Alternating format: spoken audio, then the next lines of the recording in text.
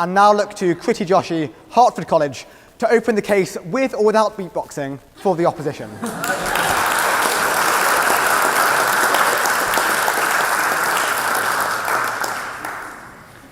Thank you, Mr. President.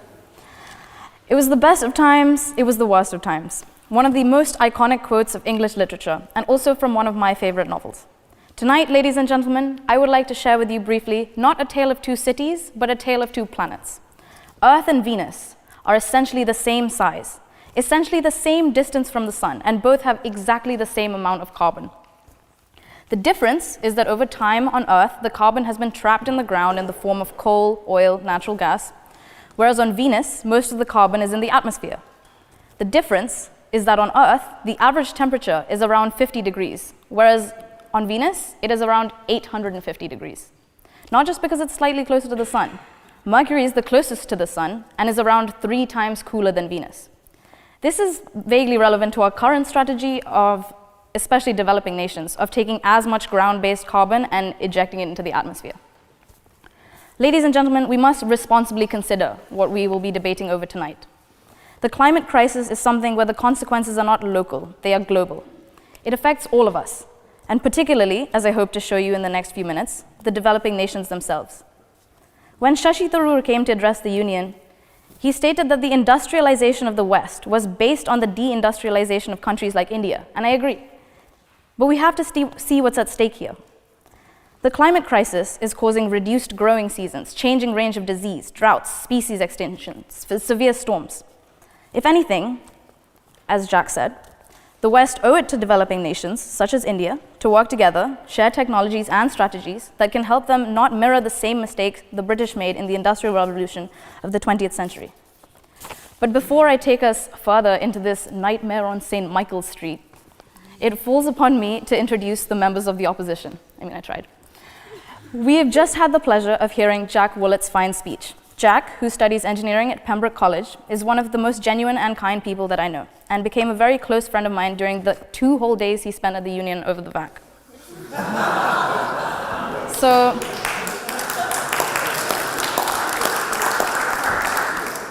I struggled to find anything particularly juicy from his friends to bring up tonight. Jack, your speech was great, but I will have to explain to my family in India who will listen to this debate on Audible that the lower voice on the recording is actually mine.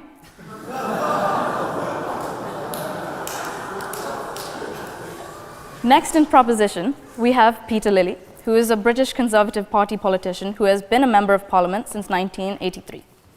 He has served as Secretary of State for Trade and Industry under Margaret Thatcher and currently serves on the Environmental Audit Select Committee and is extremely qualified to speak on this debate. I look forward to hearing your thoughts on this very current topic. And finally, we will have the pleasure of hearing from Dr. Paul Oquist, who has served as a minister of the government of Nicaragua and Secretary of Public Policy. He has been all over the world, working in Colombia, Vietnam, the Philippines, and is a leading expert on climate change. Therefore, I'm very excited to hear you speak later on this evening. Mr. President, these are your speakers, and they are most welcome.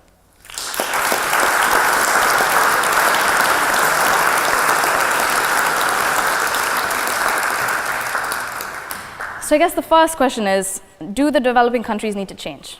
Jack claimed that India ranked 22nd with respect to emissions. Well, the last time I was in India, which was in January, I was sitting with my cousin on our veranda, and she was painting the god.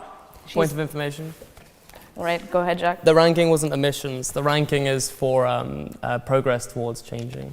All right, towards fine. the climate. Yeah. I accept that. Misquote of your statistic, but it still applies to my case. She's 3 years old, my cousin. So she did like the classic thing of with her painting, she left out the sky, and I, as a proud art A-level student, said to her, why don't you just fill this whole place, this white space here with color? And she literally turns to me, and she's like, Kriti, I don't have enough brown. And I'm like, okay, the Indian sky is not blue, it's gray. It's opaque. You can literally go outside and feel the pollution filling your lungs. We think of the sky as a vast, limitless expanse, but the reality is it's just a thin shell which continues to crack under the blunt hammer of our daily emissions. The accumulated amount of man-made global warming pollution that is up in the atmosphere, in that thin shell, is trapping the energy equivalent of 400,000 Hiroshima-class atomic bombs exploding every 24 hours, 365 days a year. Just picture that. That is a lot of heat. And it's mostly in our oceans, resulting in newer, more catastrophic storms than we have ever seen before. The effect is everywhere. Houston, last July, it rained for 2 days, 162 billion gallons of water. That's someone picking up the Niagara Falls and allowing it to flow for 2 days on top of a very populated city. Of course, there are devastating results. For example, George Foreman's delayed visit to the Union. I mean, pretty devastating. Now, 14 of the 16 years that have comprised the 21st century have broken temperature records. The global warming is resulting in microbial diseases from countries around the equator to spread to Western countries in higher latitudes that previously sustained temperatures that were cool enough to be hostile to these diseases. While places like North America and Britain have better public health systems, women in some regions of South America are advised not to get pregnant for 2 years. That is a red flag for something that we need to realize is a serious problem that requires a global effort towards fixing. I'll stop talking about how terrifying the situation really is, because I presume that I've scared you all enough thus far. And if you're not scared, then you don't really understand where we are as a species. The fact of the matter is, from an economic perspective, the cost of the climate crisis is building up. Central bankers, like Governor Mark Carney, says that the vast majority of the carbon reserves are unburnable. This is a great risk to global economy. And if developing nations are not held to strict environmental standards now, they will develop their infrastructure around unsustainable practices. Thus, to prevent the locking in of outdated environmental actions, equal environmental standards must be enforced internationally. The proposition will take offense at the word impose. There is an alternative of working together with these developing nations to provide a more sustainable set of environmental standards. However, in the history of the global warming crisis, humans have been incredibly short-sighted. Leaders of industrializing countries will place their country's immediate priorities before the vague, undefined future of climate change in this world. This means that the cheapest, fastest method of industrialization will be more preferable to one that is possibly slower, but in the long term, more safe for the environment as a whole. We cannot afford to look locally anymore. We have to look at the big picture. In a report by the Organization for the Economic Cooperation and Development, it is argued that the potential economic and social impacts of environmental degradation are particularly serious for developing countries, given their dependence on natural resources for economic growth and their vulnerability to energy, food, water security, climate change, and extreme weather risks. Populations in developing nations are more reliant upon, connected to, and impacted by the environment than populations in the developed world. The most at-risk populations for negative impacts from environmental degradation are the rural, poor, and developing nations. Proponents of equal environmental standards for developing nations argue that it is in the best interest of developing nations to put in place strict environmental policies in order to best protect their populations. So I can say with a definitive stance that environmental standards indeed should be imposed. But I am in no way suggesting that the West have a right to impose these standards on developing nations and just leave them to manage it alone.